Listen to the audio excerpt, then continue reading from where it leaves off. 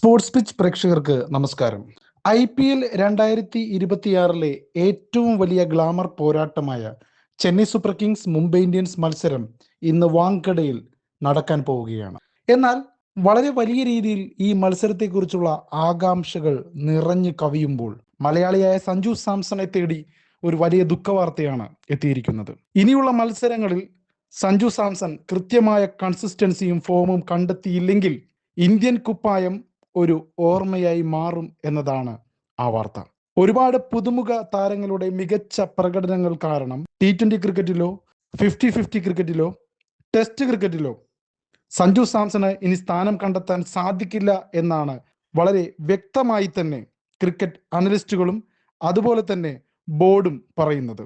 എന്തുകൊണ്ട് ഇങ്ങനെ പറയുന്നു എന്ന് വെച്ചാൽ വൈഭവ് സൂര്യവംശി മുതൽ ഒരുപാട് താരങ്ങൾ ഓപ്പണിങ്ങിൽ പോലും മിന്നിത്തിളങ്ങുന്ന പ്രകടനങ്ങൾ IPL കാഴ്ചവെക്കുമ്പോൾ വേൾഡ് കപ്പിലെ ആ 3 മാച്ചിലെ പ്രകടനം കൊണ്ട് മാത്രം ഇനി സഞ്ജു സാംസണിന് ഒരു T20 ക്രിക്കറ്റിലെ സ്ഥിര സാന്നിധ്യമാവാൻ സാധിക്കില്ല എന്നാണ് പല പ്രമുഖ ക്രിക്കറ്റ് നിരീക്ഷകരും പറയുന്നത്.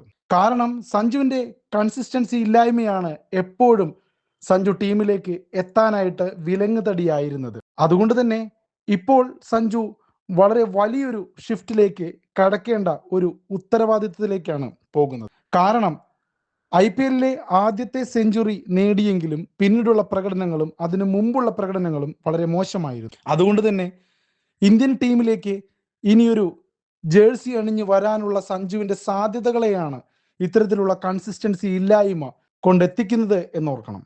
കാരണം എപ്പോഴും സഞ്ജുവിനെ തടയാൻ എന്തെങ്കിലും കാരണങ്ങൾ നോക്കിയിരിക്കുകയാണ് സെലക്ഷൻ മാനേജ്മെന്റ്.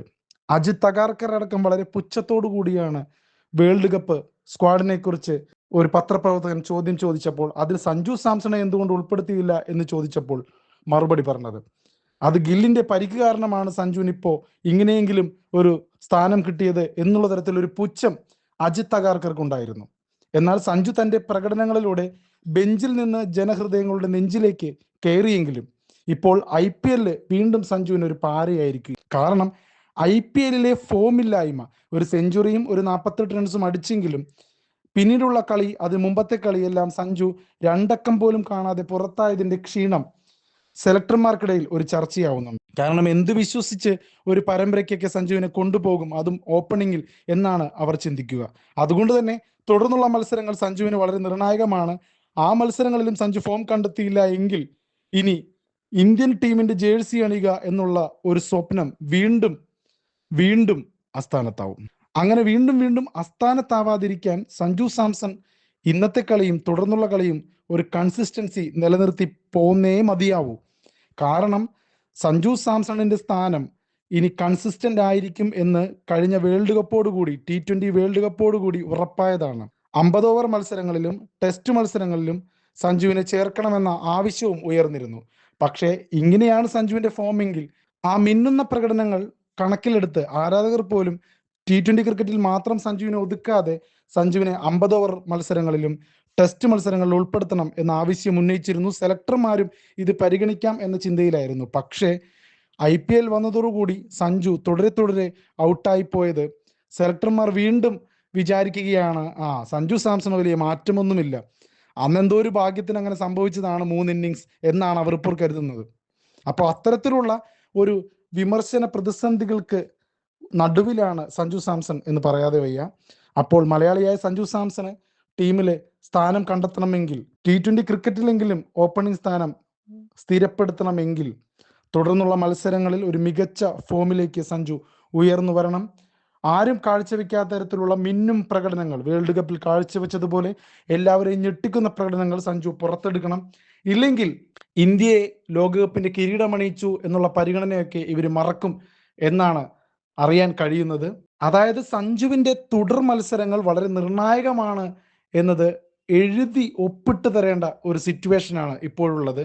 വെസ്റ്റ് ഇൻഡീസിനെതിരെ 50 പന്തിൽ 97 റൺസ്, ഇംഗ്ലണ്ടിനെതിരെ 42 പന്തിൽ 89 റൺസ്, ന്യൂസിലാൻഡിനെതിരെ 46 പന്തിൽ 89 റൺസ് തുടങ്ങി 3 ഇന്നിങ്സുകളിൽ തുടരെ മികച്ച പ്രകടനം കാഴ്ചവെച്ച് ലോകകപ്പ് നേടി തന്നു എന്നതൊക്കെ സെലക്ടർമാരങ്ങ് മറക്കും എന്നാണ് നിരീക്ഷകർ പറയുന്നത്. ടൂർണമെന്റിലുടനീളം 80.25 ശരാശരിയിൽ 190 മുകളിൽ സ്ട്രൈക്ക് റേറ്റിൽ സഞ്ജു സാംസൺ റെക്കോർഡ് റൺസാണ് അടിച്ചുകൂട്ടിയത്. എന്നാൽ IPL വരുമ്പോൾ 56 പന്തിൽ 115 റൺസ് എടുത്തെങ്കിലും RCBക്കെതിരെ 9 റൺസ്, പഞ്ചാബിനെതിരെ 7 റൺസ്, രാജസ്ഥാനെതിരെ 6 റൺസ്, പിന്നെ KKRനെതിരെയാണ് 48 റൺസ്, 2 അക്കം കടന്നത്. ഒരു തിരിച്ചുവരവിന്റെ സൂചന. അപ്പോൾ ഇനി ഹൈദരാബാദിലോട്ട് വീണ്ടും വന്നപ്പോൾ 7 റൺസ്. അങ്ങനെ ഒരു 4 കളികളിലെങ്കിലും 2 അക്കം കാണാതെ സഞ്ജു പുറത്തായി. അത് വലിയ ഒരു കേടുപാടാണ് സഞ്ജുവിൽ ഉണ്ടാക്കിയിരിക്കുന്നത്.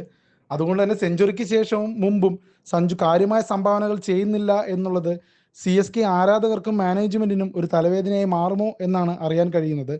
എന്നിരുന്നാലും ഇന്നത്തെ മത്സരം CSK മുംബൈ ഇന്ത്യൻസ് മത്സരം വളരെ നിർണായകമാണ്. അത്രത്തോളം പ്രഷറിലായിരിക്കും സഞ്ജു കളിക്കാനിറങ്ങുക.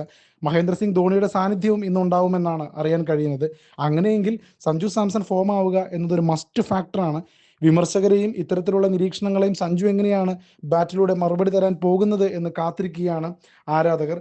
എന്നിരുന്നാലും നിങ്ങളുടെ അഭിപ്രായത്തിൽ സഞ്ജു സാംസൺ ഇന്ന് ഒരു മികച്ച രീതിയിൽ കളിക്കുമോ, അതോ ടൂർണമെന്റിലുടനീളം സഞ്ജു സാംസൺ ഒരു പരാജയമായി മാറുമോ? ഇനി ഇന്ത്യൻ ടീം ജേഴ്സി സഞ്ജുവിന് അണിയാൻ സാധിക്കുമോ? സെലക്ടർമാർ സഞ്ജുവിനെ തഴയുമോ? എന്താണ് നിങ്ങളുടെ അഭിപ്രായം?